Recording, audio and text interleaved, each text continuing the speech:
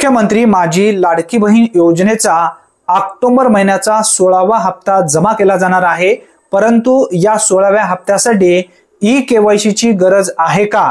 कारण भरपूर अशा महिला लाभार्थ्यांच्या माध्यमातून विचारला जाणारा हा एक महत्त्वपूर्ण प्रश्न आहे।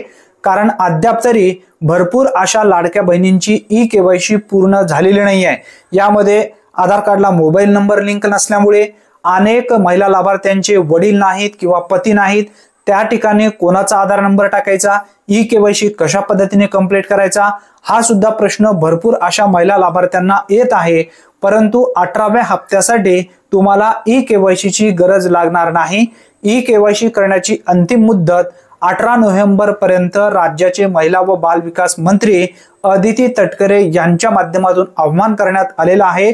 नोव्हेंबर महिन्याचा हप्ता जर तुम्हाला मिळवायचा असेल तर तुम्हाला ई-केवायसी करावीच लागणार आहे। ज्या महिला ई-केवायसी करतील अशाच महिला लाभार्थ्यांच्या बँक खात्यामध्ये ही रक्कम जमा केली जाईल।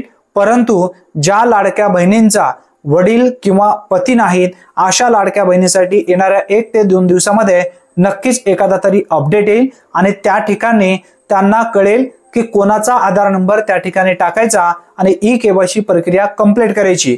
जेव्हा अपडेट येईल तेव्हा सर्वप्रथम आपल्या चॅनलवरती आपण नक्की अपडेट घेऊया।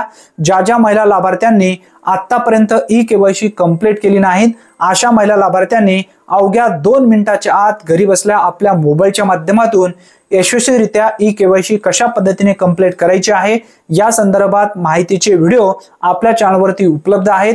या व्हिडिओच्या शेवटी मी 2 व्हिडिओ लावेन, त्यावरती टच करा, पूर्ण माहिती पहा आणि ई-केवायसी आपली प्रक्रिया यशस्वीरित्या कंप्लीट करून घ्या। ही एक महत्त्वपूर्ण माहिती असल्यामुळे जास्तीत जास्त महिलांपर्यंत हा व्हिडिओ नक्की शेअर करा। चॅनलवरती जर तुम्ही पहिल्यांदाच आला असाल तर चॅनलला सबस्क्राइब करून ठेवा। धन्यवाद। पुन्हा भेटूया नवीन व्हिडिओमध्ये नवीन माहितीसह। तोपर्यंत जय हिंद, जय महाराष्ट्र।